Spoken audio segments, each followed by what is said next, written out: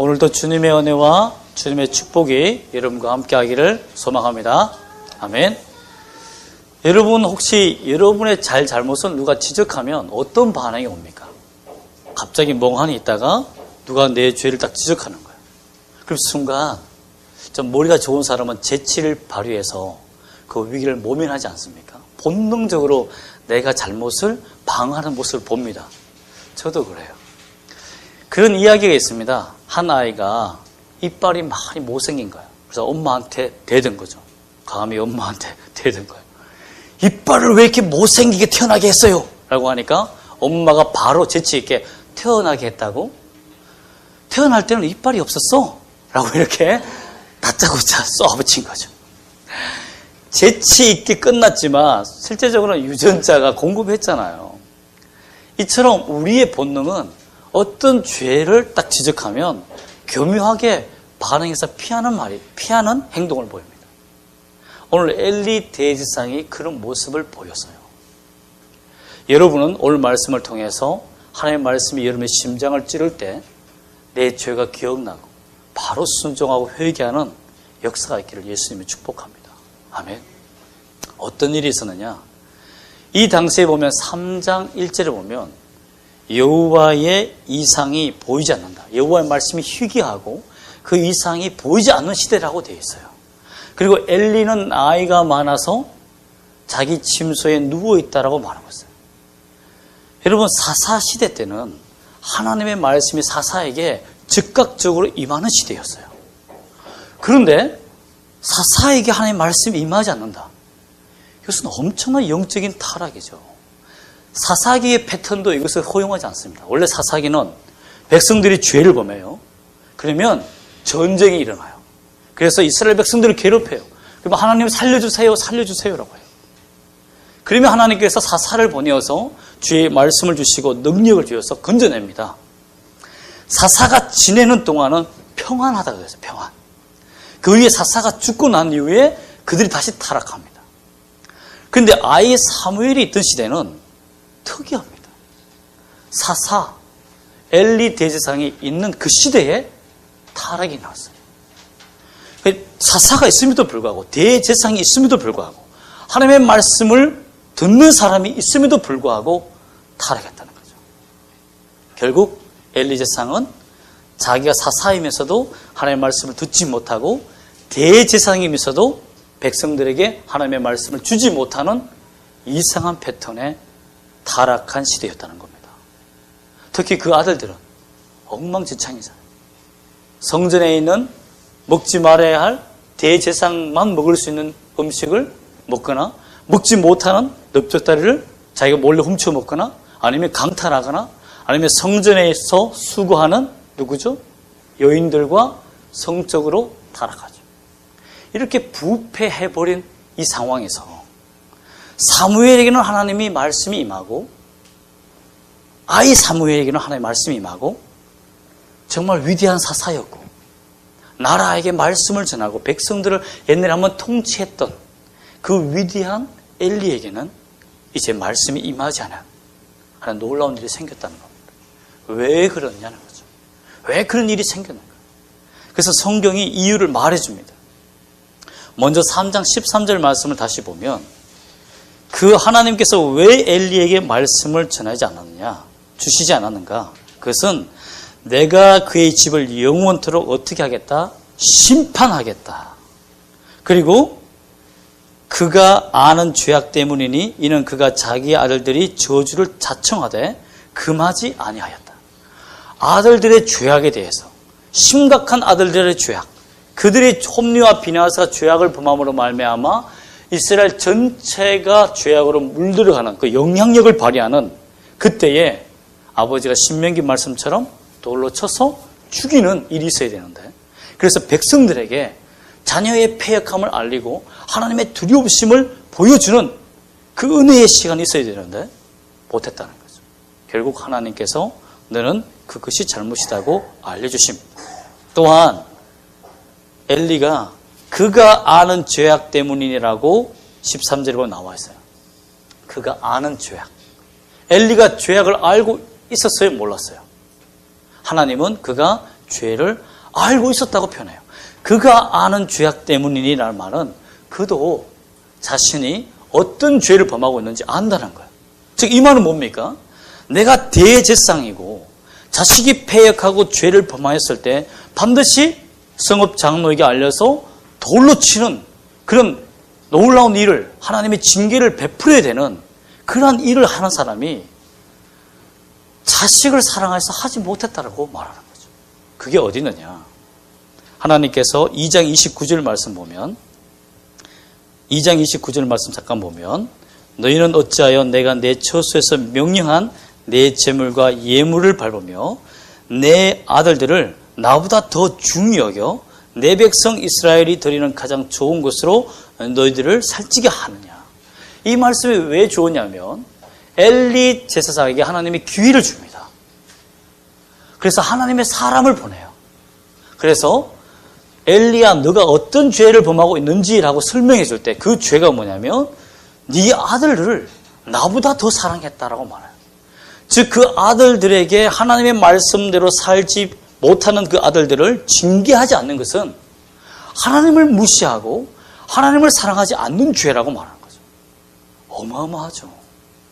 즉 하나님의 말씀을 듣지 않고 하나님의 말씀을 들어도 그 말씀을 들었지만 행하지 않는 것은 바로 하나님을 경멸하는 죄가 된다는 겁니다. 내가 그 사람을 더 사랑한다는 거죠. 즉 예를 들면 예배 드리는 것보다, 오늘날 비유를 든다면 하나님께 예배 드리는 것보다 집에서 TV를 보는 것 더 좋아하거나 예배 보는 것보다 내 직장의 이윤을 더 좋아한다면 그것은 하나님보다 그것을 더 사랑하는 우상숭배죄라는 것을 하나님의 사람이 알려주고 있다는 겁니다. 성경 우리에게 말해주고 있다는 것입니다. 그렇기 때문에 엘리의 죄악은 너무나 심각했다는 겁니다. 두 번째로 보면 2장 30절 말씀 보면 하나님이 하나님의 사람을 통해서 분명한 벌도 알려주십니다. 너가 어떻게 이 죄 때문에 벌을 받는지 알려주십니다. 30절 말씀 읽어보면 이렇습니다. 그러므로 이스라엘 하나님 나 여호와가 말하노라 내가 전에 내 집과 즉 엘리 너의 집과 내 조상의 집 엘리 너의 조상의 집이 내 앞에 영원히 행하리라 하였으나 이 말씀은 무엇이냐면 영원히 제사장이 될 것이라고 내가 언약하였으나 이제 나 여호와가 말하노라 결단코 그렇게 하지 아니하리라. 영원한 그 언약을 내가 깨어버리겠다는 거죠. 무슨 말 아닙니까? 이제는 너는 하나님의 제사장이 될 수 없어라고 하는 거죠. 하나님은 원래 영원히 언약하시면 영원히 지키시는 분 아닙니까? 그러나 하나님을 경멸하고 하나님을 믿지 아니하는 자에게는 그 언약이 소용이 없다는 것이에요. 그렇게 말씀하시면서 무슨 말씀을 하냐면 나를 존중히 여기는 자를 내가 존중히 여기고 나를 멸시하는 자를 내가 경멸하리라라고 되어 있습니다. 얼마나 무서운 말입니까? 하나님의 말씀을 들었지만 행하지 않는 자들의 삶은 하나님을 경멸하는 자라고 성경은 말하고 있다는 거죠. 오늘날 그리스도인들이 예수 그리스도를 믿지만 하나님의 말씀을 듣지만 설교는 듣지만 하나님의 말씀대로 살지 않는 것은 하나님의 말씀 하나님의 말씀이고 내 삶은 내 삶이야 라고 자꾸 하나님께 돌아가는 것을 연기시키는 것은 하나님을 경멸하는 죄라고 말하는 거죠. 경멸이 뭡니까? 하나님을 모욕하는 거죠. 하나님을 무시하는 거예요. 하나님 필요 없어라는 거죠. 즉 불신의 죄와 똑같다는 것입니다. 즉 고의로 그는 범죄했다는 것을 알려주고 있습니다. 그러나 이 말은 사실 바로 심판이 행해지지 않고 34절에 보면 홈리와 비느하스가 한날에 죽는 것을 표징으로 줄 것이라고 말합니다. 즉 심판이 바로 임하지 않아요. 홈리와 비느하스가 죽는 시간까지 심판이 어떻게 됐습니까? 연기되었어요. 이 말은 뭐죠? 나를 존중히 여기면 내가 너 존중해 줄게. 나를 경멸히 여기는 죄에서 벗어나란 말이잖아요. 지금 당장 심판하지 않을게. 회개하고 돌아오란 말이잖아요. 그러면 대제사장인 엘리가 돌아가야 되잖아요. 근데 여러분 마음이 돌아간다고 해서 그 죄가 해결되는 게 아니라는 것을 성경은 보여줍니다. 왜냐하면 엘리는 회개할 능력이 없었습니다. 아들들을 더 이상 징계하고 돌로 쳤으라도 돌이켰습니까? 못 돌이켰어요. 결국 그 아들은 전쟁에서 죽어요. 즉 내 마음에는 저 자식들 돌아와야 되는데, 저 아들들이 예수 믿어야 되는데, 저런 식으로 하면 결국 하나님께 벌 받는데, 내가 어떻게 저 아이들에게 예수 믿으라고 해야 되는데, 그런 마음만 갖는다고 해서 회개가 된 게 아니라는 거예요. 반드시 회개는 끊고 돌이키든지 그 죄에 대해서 결단을 내려야 한다는 겁니다. 그런데 회개할 능력이 사라졌다는 거예요. 이만큼 무서운 죄가 형벌이 어디 있어요? 회개할 기회가 없는 게 아니라 회개할 기회가 와도 회개할 능력과 상황이 안 돼서 못한다는 거예요.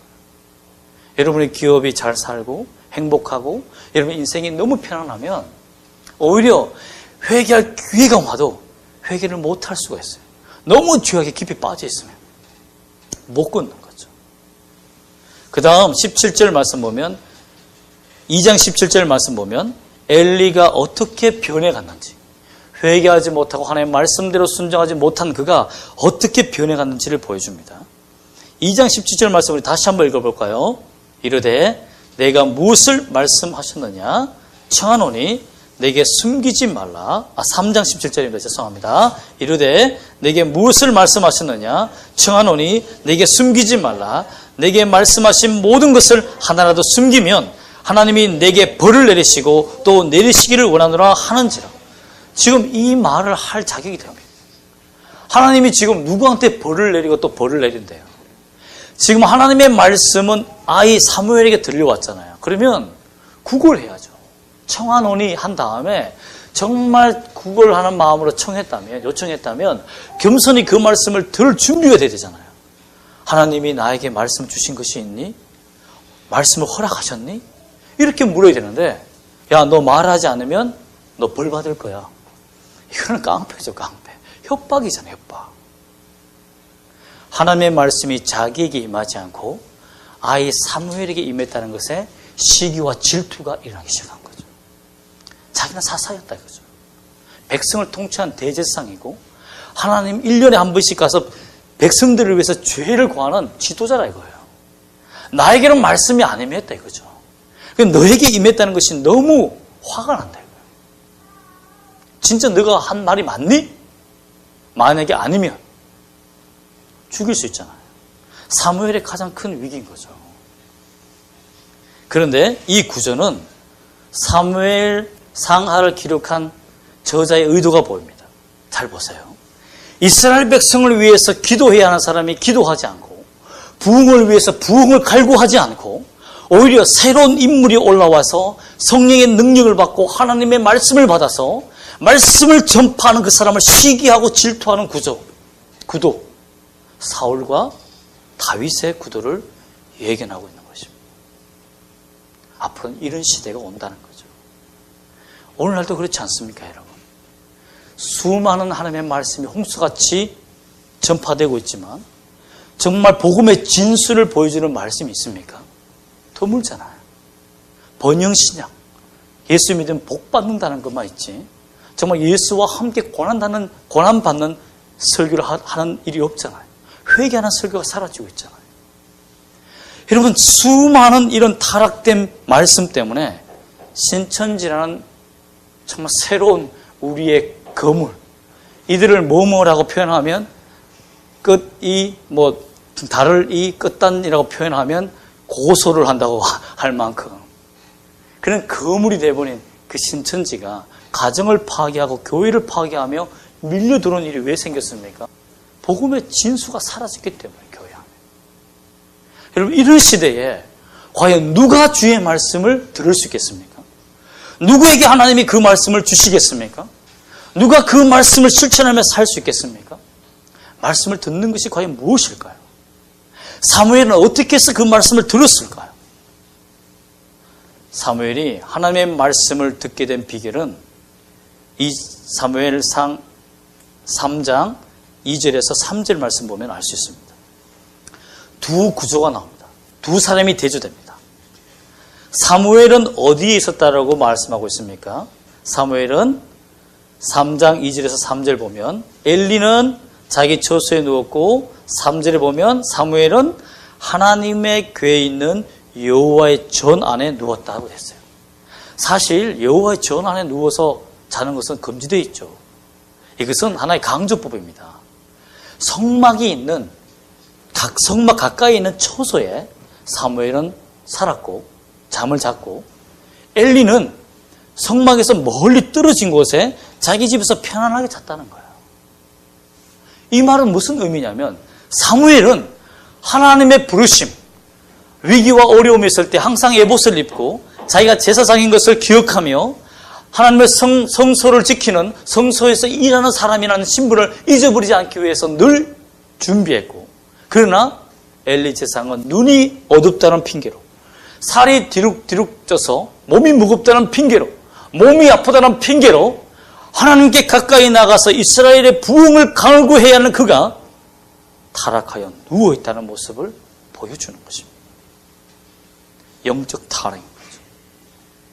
여러분, 우리가 예수 그리스도를 믿고 하나님의 말씀을 우리가 믿고 그대로 실천해서 살아가야 된다는 것을 믿는다면 반드시 주의 말씀을 들을 수 있는 마음을 받아야 되고, 또 주의 말씀을 들었다면 그 말씀을 그대로 행할 수 있는 의지가 있어야 합니다. 여러분, 이렇게 거룩하게 살기 위해서 몸부림치는 사무엘, 정말 하나님의 말씀을 듣고자 삼하는 그 사무엘에게 하나님께서 찾아오시는 역사가 생깁니다. 4절과 6절과 8절과 10절 4번에 그쳐서 하나님이 사무엘아 사무엘아 부르십니다. 그러나 3번 동안 사무엘은 하나님을 만나본 적이 없기 때문에, 하나님을 알지 못했기 때문에 엘리 제사장한테 가요. 하나님, 당신이 나를 부르셨습니까? 아니, 널 부르지 않았다. 3번째 되어서야 엘리 대제사장이 하나님이 부르셨다는 것을 알려줍니다. 이것은 무엇을 의미합니까? 엘리 대제사장은 하나님의 살아계심을 보여줘야 하는 사람 아닙니까?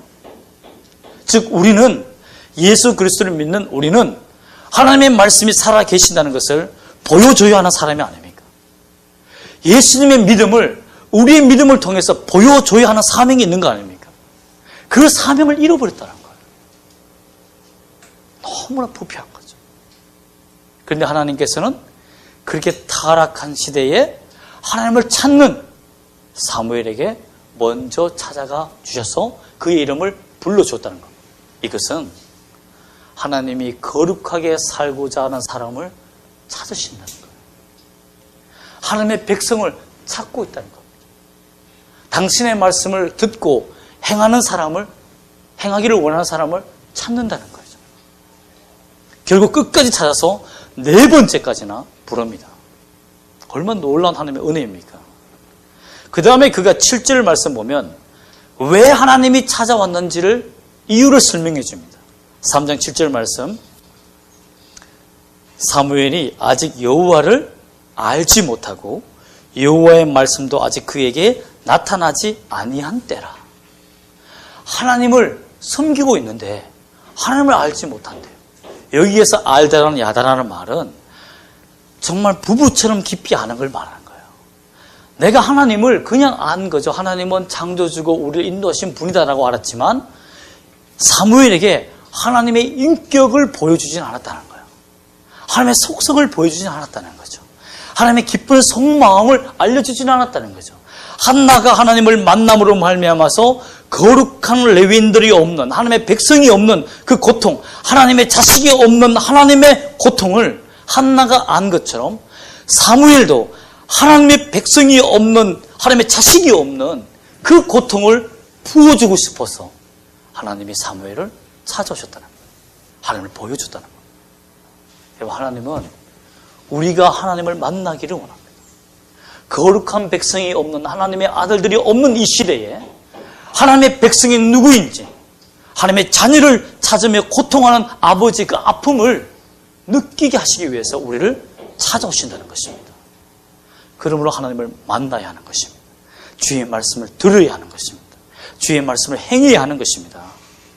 그 다음 하나님께서 12절과 14절에 보면 왜 오셨느냐? 엘리의 집에 대해서 그날에 그에게 다 이루리라고 선포하기 위해서라고 말씀하고 있습니다. 그의 집에는 영원히 속죄함이 없다라는 것을, 악인이 멸망할 것을 알려주기 위해서 오셨다는 거예요. 너무나 무섭죠, 여러분. 하나님이 의인이 찾아왔을 때는 악인 때문에 얼마나 의인이 고통받고 살았겠습니까? 그죠? 그런데 그 사무엘에게 악인의 종말을 말씀해 주시기 위해서, 악인은 이렇게 망한단다, 악인은 이렇게 멸망한단다, 그러므로 나 여호와 하나님을 믿으라, 의지하라 라고 말했다는 것. 여러분, 그래서 하나님은 주의 거룩한 사람들에게는 악인의 종말도 보여주십니다. 알게 해주십니다. 깨닫게 해주십니다. 사무엘이 그 하나님을 만났을 때 얼마나 기뻤겠습니까? 그 하나님의 영광을 보았을 때, 들었을 때. 엘리의 멸망함에 대해서는 가슴이 아프고 두려웠겠지만, 하나님께서 의인을 세우시는 공의 하나님이 살아계신다는 것을 만났을 때 그의 기쁨은 하늘을 찌른 듯 했을 거예요. 그 다음에 하나님께서 17절 말씀 보면 나타나신 이유가 뭐냐면, 엘리의 시기와 분노를 잠재우기 위해서 오셨습니다. 왜 그럴까요? 좀 전에 우리가 살펴보았지만 엘리 대제사장이 화내면 안 되는 상황이에요. 그런데 화를 냈어요. 주의 말씀이 들리지 않는다고 사무엘을 협박하고 있어요. 그런데 사무엘이 먼저 말을 하니까, 그 하나님 주신 말씀을 그대로 내니까 엘리가 갑자기 하나님은 선하시니 그의 말씀대로 이루어지기를 원합니다라고 벌벌 떱니다. 왠 줄 아세요? 그것은 사무엘이 먼저 말한 게 아니에요. 사무엘이 하나님께 먼저 받아서 말한 게 아니라, 사무엘 이전에 누가 먼저 엘리를 찾아갔습니까? 2장 27절에 나타나는 하나님의 사람이 먼저 엘리 집안의 멸망을 예고했어요. 엘리를 만나서 경고했다고요. 그 말씀을 2번이나 확인시켜주기 위해서 하나님이 사무엘에게 나타나신 거예요. 이제는 엘리에게 하나님이 심판이 정해졌다는 것을 경고하시는 겁니다. 선포하신 거예요. 엘리가 분노로 시기하면서 대항할 말씀이 아니라는 거죠. 무시할 만한 말씀이 아니라는 거죠. 여러분, 그렇습니다. 하나님의 말씀은 살아있습니다. 그 말씀을 무시하는 사람은 절대 그 말씀 앞에 서지 못하며 살아남지 못합니다.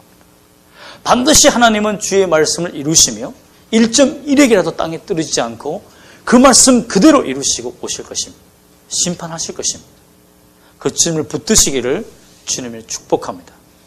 그러므로 우리가 알 수 있는 것은 뭡니까? 하나님은 지금도 거룩한 자를 찾아오시고 자신의 마음을 통할 수 있는, 하나님의 고통을 함께 나눌 수 있는, 하나님의 비전을 함께 나눌 수 있는 사람을 찾으신다는 것을 우리가 알 수 있는 거죠. 그리고 악인의 종말을 보여줌으로 말미암아서 의인에게 믿음을 더하시는 하나님이심을 보여준다는 거예요.